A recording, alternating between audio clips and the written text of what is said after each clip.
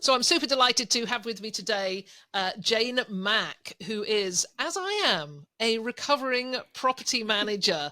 And I'm super delighted to have Jane with me. I came across her a while ago, but didn't actually get to see you talk or share your knowledge until we both did Jem Boyle's Direct Book Success Summit recently.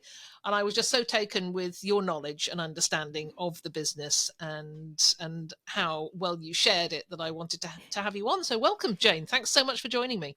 Oh, thank you, Heather. It's such a pleasure to be here because it's like, as you say, I've also followed you for a while, and then it really wasn't until Jen's summit that we really got to kind of meet each other. So it's been lovely to actually now get to probably talk to you. We've so much we can talk about, so much in common. I think we could share stories for hours if we kept talking. So it's lovely to be here. Thank you. I know that pre conversation we had a couple of weeks ago. I think went on for about 45 minutes, nearly an hour, Yeah. and I think we could have just carried on. Yeah, And we could. certainly those stories in the introduction I just did, I was talking about when I started in the business way back in 2003, which is when we started. I mean, I'd been managing my own properties since the 1990s. But in 2003, we started our company and there was just nobody around to Yeah. ask anything of. And I'm Yeah. sure the same went for you when you Absolutely. started. So why not tell us your story about how you got into the business and your journey as a property manager? Absolutely. So I started a bit later than you, Heather. I was 2010, and my husband and I, it was a bit of a just sort of happened moment that we ended up buying a property management company over on the Isle of Arran, which is a little Scottish island not too far from Glasgow. And it was one of those things, change of career. We're going to look after properties. How lovely and wonderful. And it was just looking after properties, right? There was no money, no bookings, no advertising at that stage. And off we went. And yeah, just started to, enter the world of property management, got to know what worked, what didn't, what needed done. And it was very quickly on and sort of early on that in the process that our owners kept asking all the time for the bookings, and they just assumed we would do it. So the natural thing was basically to expand it. So we expanded it, brought the advertising, did all the bookings, and we just started to grow this business. Um, it was one of those ones where, because there were other people out there locally and more nationally, and I just thought, if we get 10 to 15 properties to let, that would be lovely. We'll keep managing all the others. But before we know it, we were sitting at 50 properties. We'd done a lot of work in the business. We'd really mastered the whole property management side. We had done a lot of streamlining in the business because we realized that for efficiencies and more cost effectiveness and to really focus our time in the right places, we had to look at our services. We did a lot of work on that and really getting a more simplified business model. And, it just kept growing, and we learned a lot along the way, and things were going lovely. It was like, this is great. This is our lovely business, our new life here. We've got everything sorted. And then we were approached to be to buy, basically. Somebody wanted to buy us. And we thought, we're not going to sell. That's not on the plan. We're not for sale. And yeah, it was one of those things through a number of conversations over quite a long period of time. We ended up selling it. And I'd asked them at the time, and I said, why do you want to buy us? Because it was a big national company wanted to buy us. And I thought, well, we're just a small little local business. Why do you want us? And because you've basically got the market share, and we can't get into your area because you're here. And I thought, oh, well, and that's why I never thought of it that way, because we don't look back over our past experiences, really. We tend to just get focused on the doing and carry on moving forward. And I thought, oh my gosh, we've actually created something really, really good here that a big company wants it. So that's what prompted us to sell. But at the same time, we continued working for the business because, as they said, we knew our owners and our guests and our market. They didn't know that. That's what we'd built, and we had trust and loyalty and everything there. So we continued to run our local office. And after a few years, things started to change, and I knew that the time was right for me to leave. So after that, I realized that the consultancy world was kind of where I wanted to go down. And really just after kind of finding my feet and taking a bit of that recovery from property management, as you said there, taking that recovery period to kind of gather my thoughts on it all, I then went back into the world of consultancy and within the holiday let or vacation rental market, it's depending where you are in the world, you call it, and helping other people to now grow their businesses the same way that I did.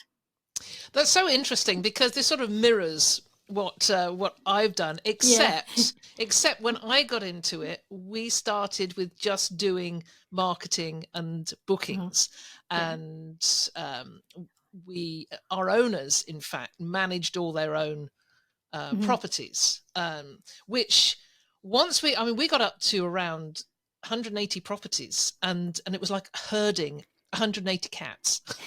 I can believe it, yes. Because we knew every property inside and out, and we knew our owners so well, but not all of them were great at their choice of cleaners and maintenance people, or really on top of it. Some of them did their own cleaning, which we always said, never do that.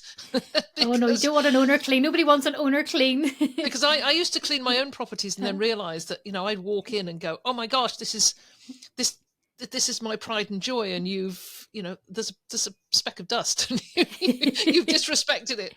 And I realized once I got my first professional cleaner in, and told her that only tell me if you can't turn it over in the 4 hours. That's all I want to know. If you can't turn it over in the 4 hours, then let me know. Otherwise, it's fine. It's fine. But by the time we sold that was just last year. It was last year, maybe 2 years, 18 months ago, we sold. And by that time, we were moving into having full-time property management within the company. But it took us 20 years, and you started with it. So very, very different. But then I did the same, moved into consultancy because, myself, like you, realized that there are a lot of startup managers out there who are sort of floundering a little bit, just trying to put all the pieces together and figure out what to do.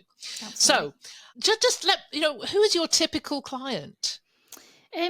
I'd say mostly it tends to be people who are managing multiple properties. They're managing other people's properties. Some of them have maybe been in the business a few years, but they've kind of got to that point where it's like, oh, I've grown. I've not really got my systems and things in place. It's all a bit scattergun. I need some help to get everything nice back in place so they can grow it forward. Or people who might be kind of starting that journey, and they're like, what do I do? What do I put in place? How do I do it? I don't know where to start. So I give them those sort of pieces of the jigsaw to push everything together and get it set up so that they actually have a flowing business that they can take forward and grow as they go on. So how do you feel that the role of property manager has changed since you left the business? I say, what's more challenging now, and what's easier? Yeah, oh gosh, what's easier? That seems to be the smaller part, I think. So challenging, definitely I would say for challenging, guest expectations have risen hugely. I saw them rise when I was in the business, but they've risen even more. And I think a lot more attention has to be paid now to the properties, in terms of what they provide, their upkeep, keeping on top with owners about if a property looks tired. They really got to put the effort in to bringing these properties up to standard, because you just get left behind if you don't do that, because there's so many out there that unless you're up there the right standard, then people are going to go elsewhere. And also just see what you can offer to guests to improve their experience. The guest experience seems to be huge now. I'm seeing that everywhere. Everything is all talking about the actual experience that they have. And you want to be able to improve that by offering additional services, collaborations, local business support, such an array of ways that you can bring in that better experience so that they want to book through you and they want to book through your properties. And I'd say as well, alongside with that goes that the marketing has all changed. I mean, that's become a huge thing as well compared to, back in our day, Heather, back in our day. There's just so many OTAs out there now, and they're like the big business behind them. And, with all this, many areas are really saturated as well. And when you get that saturation, there's a difficulty in bringing on new properties if you want to offer your service to others. But also, people are really wanting to go down this direct booking rate, to save on commissions and costs that way. So once again, with that big saturation we have out there now, that's more and more difficult to be able to do that. So I think as well, property managers, they need to be continually learning. They need to be continually improving and just keeping up to date and moving with the times. And I think as well, there is a lot more learning out there in different areas. So there's lots of resources now which they can do that. But even like the saturation itself brings to the point that things like housekeeping, that's really, really difficult now. And it always was. It was always the hard part of it. But I think when there's so much demand out there with new properties, and there's a lot less availability of really reliable, good housekeepers, and people are really struggling with that as well. And I think, when you manage multiple properties as well, you're not only managing your housekeeping and your guests, you're managing your owners. And with all the changes that go on and changes in the market, you have to adapt to it, and they have to adapt too. So educating your owners is another challenge, because quite often they're a bit adverse to change. Or our owners, sometimes they don't like to have to buy new things or implement new things and put new things in. So these can be we roll that in, it's quite a more challenging time than certainly back when we did it. Yeah, exactly. There's so many things you were saying there that I really, really relate to. The cleaning, just finding the reliable people, and I think this is worldwide. This is it's not the Isle of Arran, it's not Ontario, Canada. It's everywhere, and we hear that refrain all the time. And I remember those heady days of paying $15 an hour. Which for a cleaner to come in, and now we're hearing $100 an hour is pretty much okay. And that wasn't that long ago. No. Because it's a supply demand, and there is absolutely. so much demand. But I think you said earlier about the things that are easier. There, certainly from when I did it, we now have these amazing systems out there that you can implement and put everything into, and they automate so much stuff. They cut your time and processes. They can save you money, and it really, really help your business to run much more smoothly. So that, to me, is where the easiness side has come in. That there's all this availability to help you from a resource side that we didn't used to have. And I know that was it last year, earlier on this year, I went to the Short Stay Summit in London, and saw all these exhibitors of all these amazing systems, and I was quite blown away by it, because these didn't exist back when I used to do all the property management. And I thought, if I'd had you all 10 years ago, oh my God, my life could have been so much easier. And now it'd be more like, oh my God, what's the choice? What do I choose? Which one? Yeah. But there's so much there to actually give you that flexibility of what do I need in my business? What's going to help me? And what's going to make my life easier? That you've got it all there. And that, to me, is a huge huge win for property managers these days now. Well, I think this is a great segue, in fact, to start talking about the foundations of a business, because getting that tech in place at the outset is at the foundation. And I understand where you're coming from, talking about the array of tech. In Orlando at the VRS conference, it was just completely overwhelming. Every time I go to another conference like that, the exhibition hall is now hangar size. You could get a 747 in there. And the just different types of tech that's now available. It's mind blowing. Yeah. And I hear from people who, and I was like this, I was always an early adopter, something, because way back when we were talking about, there wasn't a huge amount. So if something came out, you could jump on it and actually expect that it was going to work for you. You made it work for you. But now I think you have to be so much more discerning in terms of what you start with. Yeah. So if you were coaching somebody starting a small holiday let or a property management company, what would you advise them to put in there as a foundation of their business? But certainly the systems is one big thing.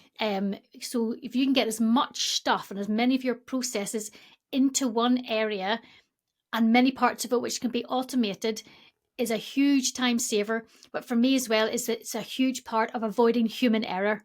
So stop holding it in your head. Stop trying to just make notes and write down, because that's where things get missed. And we try to log something in one place, and then we have to put it in another spreadsheet, and there's duplication, waste of time, and things get lost. So get those systems in there, so you have this really nice way that your business will sort of flow in one place. And also when you start to bring people on to work with you, you can all access it from the same place. So everything's in one place. And to me, that's a really, really good foundation to start on. I think looking at how you're going to run the business, what structure you're going to have in place, how's it going to operate? because you need to look at, the support you have, and how everything's going to link together, who's going to do what roles and responsibilities. And it all has to flow nicely. Otherwise, that's where you get in a bit of a muddle. That's where everything becomes a bit scattergun. If you don't have a good structure there to follow, where everyone has their place and knows what they're doing. And finally, I would say is just keeping a really good look at your services and what you're offering, and keeping everything as streamlined as you can and as simple as you can. Because it really helps you operate much more efficiently, and certainly much more cost effective as well, if we have it quite simple and streamlined as well in there. So you're talking about structuring, streamlining, and getting your systems right. Yeah. So let's take each one of those in step then. So let's start with structure. I think you've sort of given some of the benefits of getting that structure right from the start. But if somebody's let's say somebody's coming into this for the first time, they've owned few of their own properties. This is where a lot of us started. You owned your own properties, and then the guy next door said, could you do mine? And then you've got a relative, and then before you know it, you're managing 5 properties. That's how I started. And had no clue, absolutely zero, zilch idea on how this all worked. So if you had been, or I wish you had been around 2003, how would you have, what would you have said to me in terms of the structure, and how do I think about it? Well, if you think about it first in one way, as a property manager, right, we wear many, many hats, right? So you're the housekeeper, you're the property checker, your customer service, and your owner services, and you're even maintenance. Because I think anybody who's in property management will know how to top up boiler pressure and do all those really fun things that you need to do. So you kind of do everything. But the big thing with you having a good structure in place is, because if you don't have a structure, then while you're out doing all those things and you're trying to do everything, then you're not focusing on actually growing the business. You're not looking at, your guest experiences. You're not implementing all these new ideas that you might have. So when you put a structure there, it means you're getting some support in place. Who's going to help with different jobs there that are required, or, are you really clear on roles and responsibilities? Who's doing what? What is the process for maintenance? What is it? Who's going to deal with it? Who's going to contact your trades? Who deals with the owners then? And how do they get paid? What is the structure in order for these things to happen? And when you have individual people, working on these areas, it just means that there's a real focus on it as well. They find the gaps, they see what works, they see what doesn't work. And that's where you can keep improving in the business. And it allows you, as I said, you can go out and focus on growing the business and, just, making collaborations out there and relationships with other people, and just, taking on the business side. And when you've got that structure in place with other people doing their own jobs and responsibilities, you're also going to give your owners and your guests a much better experience as well, because it's much smoother. And it will change. Your structure will change as you grow, because it's going to, because you're going to have more properties, so you need more resource. But it just means it's much easier to change as it grows, because you already know how it works, and you see where the gaps are, how it works, what didn't work, and you can change it as you go. So it really is a case of just being quite clear of how you want it to run and operate. Start getting a bit of support, and being able to have different people doing those different things, so you can focus on the business and not be every hat wearing person every day. So at what point, I mean, you talked about your, the typical client is one that's got to that, and we call it the tipping point. Because we had tipping points in our business. And I remember getting to the first 13 properties, and then 35 properties was our big tipping point, because we had to look at a different property management system. But at 13 properties, it was, do we need to hire somebody? And that's a big one, because now a significant part of your income is going to be shifted, because that's going to pay that person. So choosing that person has got to be, to fit into your structure, has got to be so carefully done. I remember we lucked out, actually. We found the right person, but it wasn't through a great deal of thought. It was because we found somebody that we really liked, rather than somebody that because we didn't really think about what job she was going to do. Yeah, well, that's it. And sometimes if you get somebody you think, I'm going to work really well with them, you think brilliant, but then at the same time you think, But actually, they're going to do the job well, but I really like them and we'll work well together. So yeah, you've got to find that fit. You've got to find what's going to work for you. And I think as well, every business is different because, you know, there's also the owner deciding, well, what direction do I want to go in? Do I want to just get to 13, 14 properties or do I really want to grow it? And I mean, the thing is, you can start with like a part-time person and then start to see what the role is and see how it changes then. And you can maybe start with the 2 part-time people and they can kind of cross over. And that's quite a good one, is letting people cross over so they have a good idea of the whole business and they can share the job roles before you start bringing on full-time and another person and separating it out. So, and that's how we started. We started with, a part-time person and another part-time, one person went to full-time, and we kind of grew it gradually in line with the business going. But, we made some mistakes as well. We had mistakes where we structured it in a way that everyone was location specific, but it was too misaligned. It wasn't all joined up right. So we went back to it being job role specific. So I think it'll fit your business, how you run your business, but it's just being able to start with somewhere. And if that means part-time and building it up, and then you see where it works in your business. Yeah. And I think when you get that, when you really sit down and think about structuring the business, then that gives you a better idea of where the person is going to fit in. I mean, I just like hiring people that are like me. Oh gosh, you're so like me. Come aboard. Yes, and then we've got half a dozen ideas people, and nobody's paying attention to the details. Nobody's doing anything. Yeah, fortunately, I had a business partner who was entirely the opposite of me. So he was down there deep in the deep. I mean, he's actually still working with the company, because he knows the ins and outs, the details so well. Yeah. But I think that's important. Of course, that really is another. The whole hiring is another topic, and I just want to move on to what you call streamlining, which is your second S, which is focusing on the services and that you're going to offer and the pricing and how you're going to be competitive in the market. So can you elaborate on that one? Yeah. So looking at, obviously, your service is your most important thing here. What are you actually going to offer people? And sometimes it's not necessarily offer more services and we'll get more money, but it's about looking at the value of the service. How much is it costing to run? Is it bringing you in more money than it is costing you to run it? Is it more hassle to run than it is actually worth it? And it's not. Sometimes we think we've got to offer all these services because that's what my competitors are doing, so I better offer these so I'm as competitive as them. But that's not the case. And this is where when you tie all this in with like streamlining, it's keeping it that really simple way. And sometimes it might be that one service is just what you can offer really, really well. But that's okay. So it's about being very aware of your times, your costs, your resource, so you're actually offering something of really, really, really good value.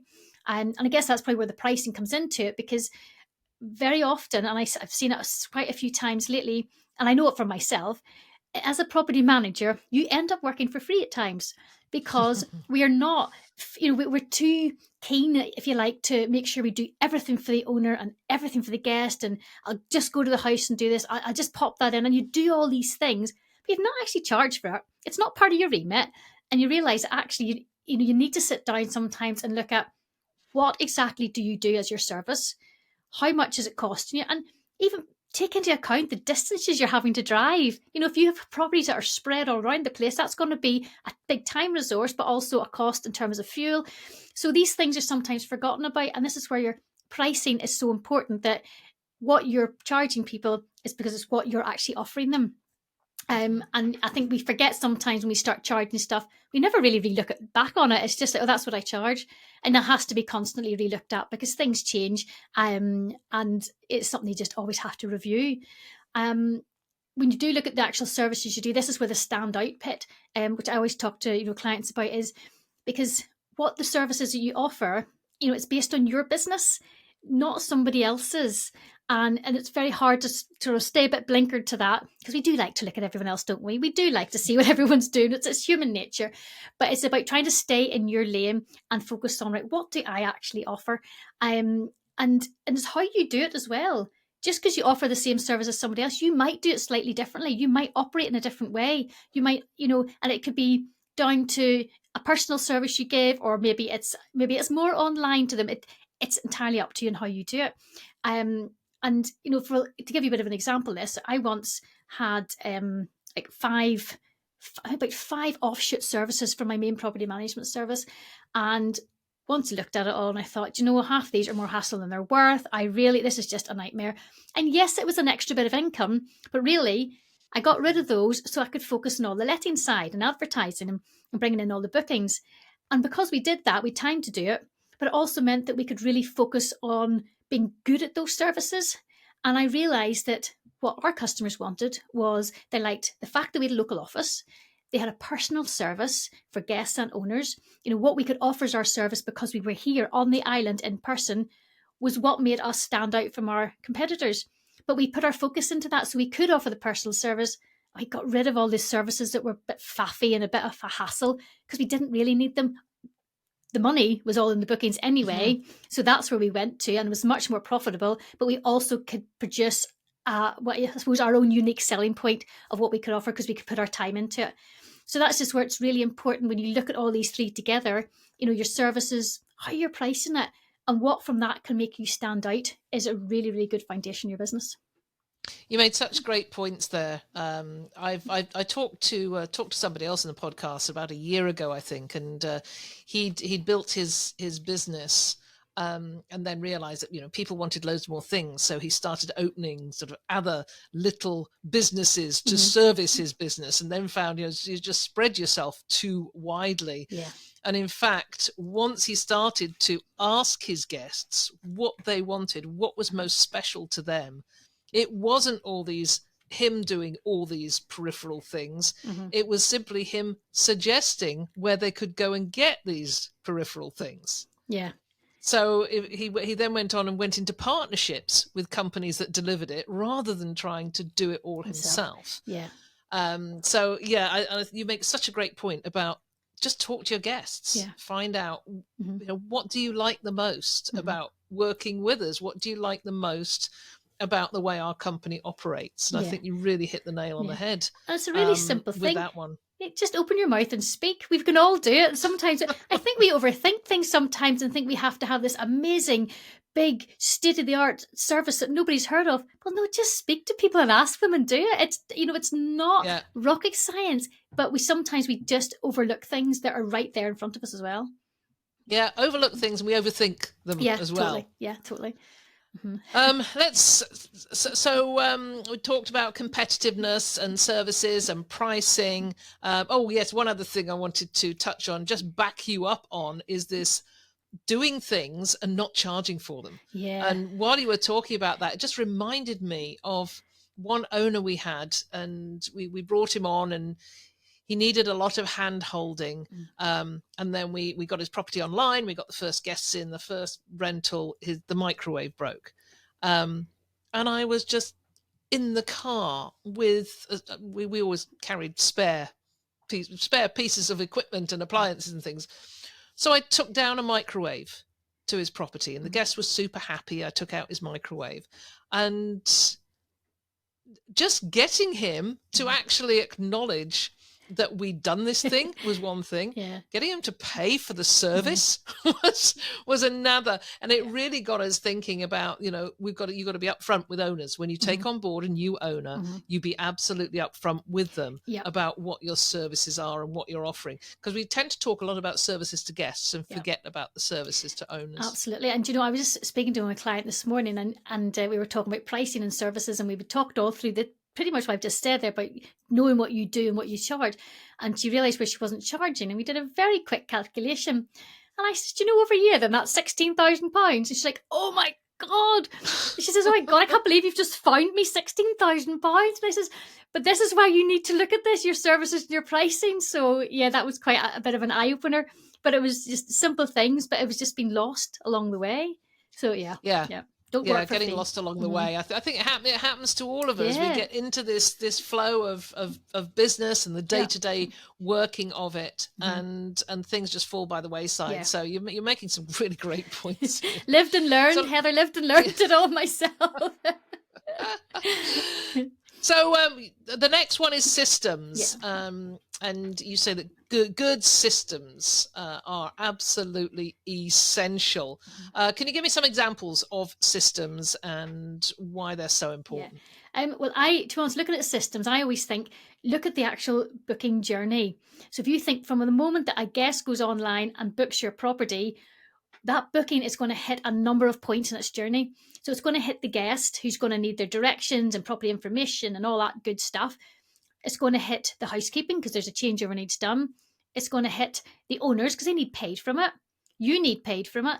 And it's going to hit a maintenance because there's possibly a maintenance issue needs done, or even right down to a kettle being bought for the property or something. So it's going to hit all these points. And at this stage, all these areas need to be in some form of a system to keep log of it and keep track of everything. So, when I mentioned earlier on about these amazing systems that are out there now, a good property management system which is going to keep as much stuff together as you can. There are so many out there that it really is a case of researching of what's your business like, what size, what do you want, what do you need it for, is really important to do. But things like, you want it to link your bookings in with your property management side. So it's kind of tied in terms of the housekeeping and the changeover. You want your housekeepers to log in, your owners to log in if they can. That means they're getting their own information. You're not having to resend this all the time. If you do look after multiple properties and you have to do owner statements at the end of the month, then making sure that's in a system that can calculate all that for you and links to your bookings is, absolutely, it's worth its weight in gold. Because if you have to try and calculate and add things in spreadsheets and pull stuff together, having it there automated is such a fantastic thing.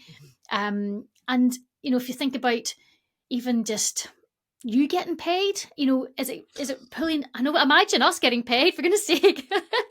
Is it actually pulling off a report that tells you how much commission you're due or what you do, or you have to calculate or you have to find it somewhere else? So it's getting it all linking as best as you can in one place.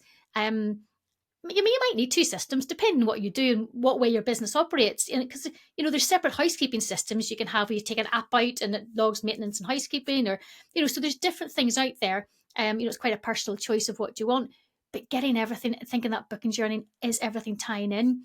But what I would definitely say is document your processes, because that way everyone and anyone who comes into your business can pick that document up and go, right, step by step, this is how I do things. I was obsessed with this. I had every single process documented everywhere. And it also meant if you did change something slightly, it was just a change here and there and it done it and it was updated. But it also meant my team, anyone could pick it up. They knew exactly where to go for the documents. And you go find the process and read it, and yeah, I was quite obsessed with that. But it pays off. Sometimes it takes a bit of time to make you think, oh God, I have to sit down, I've got to document this. But see, once you've done it once, that's it. It's done and it's there for everybody. And sometimes we just got to take that time to do it. And if you're thinking ahead into the future, if you're wanting to grow and you want to bring on more properties and more team, having your systems there and having your documents process, all your processes documented, it all just works with you and it goes with you. I did a tipping point episode we do a separate episode of the podcast each week on a Monday, which is just a very short educational piece on just a single topic. And I did one, in fact the very first one I did when we started this series was on standard operating procedures. Oh yes. SOPs. Yes. And I explained that when I started my company, I kept everything in my head. And so when new people came on board, I explained it to them, and then somebody else might come on and they'd explain it to them. And then it was just this, this whisper process where, what I'd said in the first place wasn't exactly what transpired from the third or fourth person along the line. And I really learned the hard way about SOPs. So I did this tipping point episode, and I had a comment. Somebody made a comment and just said, but I'm only an independent operator. I'm just a single person. I just do all my own stuff. I don't need to have these. And I just went back and I said, so what happens if you've got 3 properties? What happens if you get sick and you're taken out for some reason? You've got people in your properties. Who deals with it? And she came back and said, oh, never thought of that. And I think, wow, okay. Yeah, this is why it doesn't matter whether you've got 1 property or 1,000. Yeah. You put everything into an SOP. And I was very, very late, again, because I come from a top-down approach. So documenting stuff isn't my thing. I love it. I bloody love it. I love a good step-by-step guide. I'll spend hours looking for ways of making it simple, and then never actually do it. So yeah, that's why I think you find the ways, Heather, and I'll document it for us. Yes. Yeah. So coming back to that, I just wholly agree that having systems in place and then documenting everything you do is just an absolute necessity. So thank you for bringing that one up. Where do you find most managers what obstacles are most managers finding to being more successful? What just gets in the way? Definitely from the people I speak to recently, the biggest thing I'm seeing is they are getting pulled in every direction and caught up in the day-to-day tasks, and they can't actually step away from the business to actually focus on growing it. And they struggle to let go of tasks because they don't really trust their staff, but they really want to keep control. And these are the two areas that I'm finding people are really, really struggling with. And it means that they're stuck in that everyday hamster wheel circle and not actually focusing on the business side. And that's all about working in the business instead of working on the business. Yeah. Mm-hmm. What is that book called? There's a I know the one. I'm gonna have to think about that. Yes. You know the one I'm thinking about. It's been out for years, hasn't it? It's been out for years. I've just read it last month. Oh my goodness! Yes, it's got about 10 iterations of it, and it's gone right out of my head. And I'm glad it's gone out of yours as well. Me too. Yeah. It'll come to us in a flash, Heather. I've got it. It's the E-Myth. The E-Myth, yes, the E-Myth. The E-Myth Revisited. Yes. So I'll put a link to that in the show notes because it's that book, as you say, that book's been out for years. It's really good. It's brilliant. And it's just as relevant today as it was then. I know that a lot of people are reading Traction by Gino Wickman and using EOS, the entrepreneurial operating system. But it's all the same thing. It's about getting out of the weeds, and getting somebody else to do the weedy stuff. while you can concentrate more on actually making the business work. What tips would you, just finally, what tips would you have to give people who are feeling a little bit stuck and who are maybe at that tipping point? Anything they could do right now?